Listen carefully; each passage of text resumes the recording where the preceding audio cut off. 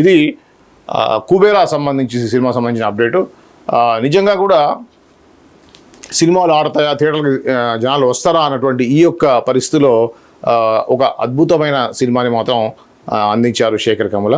ఒక కథ, అది మనం సినిమా చూసి వచ్చిన తర్వాత కూడా చూసామా అయిపోయింది అన్నట్టు కాకుండా ఆ యొక్క కథ మనం ఎప్పుడు ఆలోచిస్తూ ఉంటాం, మన మదిలో అదే మెలుతూ ఉంటుంది. నిజంగా ఈ క్యారెక్టర్లో చేసింది, నిజంగా ఒక సహజమైనటువంటి సీన్ మన కళ్ళ ఎదురుగా జరిగింది అన్నట్టుగానే ఉంది సినిమా అంతా కూడా. ఎక్కడ ఏ నటుడు ఎక్కడ కూడా దర్శకుడు తీసుకున్న కేర్ అద్భుతంగా ఉంది.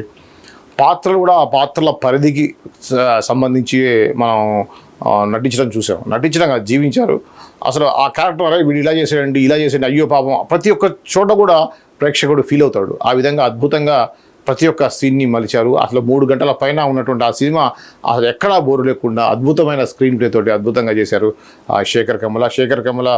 ఈ సినిమాకి ఖచ్చితంగా జాతీయ అవార్డు వస్తుంది, ఏదో ఒక రూపంలో వస్తుంది. ముఖ్యంగా 100% చిరంజీవి గారుగా చెప్పినట్టు నేను కూడా గతంలో అన్నాను, కుబేరా సినిమాలో హీరోకి నేషనల్ అవార్డు వచ్చేటువంటి అవకాశాలు అయితే చాలా ఉన్నాయి. దీనికి కాంపిటీషన్గా ఇంకా వేరే సినిమా వచ్చి ఇంకా అద్భుతమైన సినిమా వస్తే చెప్పలేం, కానీ ఇప్పటివరకు ఉన్న దాంట్లో మాత్రం ధనుష్ చేసినటువంటి ఈ యొక్క బిచ్చగాడి క్యారెక్టర్ నిజంగా బిచ్చగాళ్ళకి ఏ విధంగా వాళ్ళ యొక్క బాడీ లాంగ్వేజ్ కానీ అది కానీ అద్భుతంగా చేశాడు.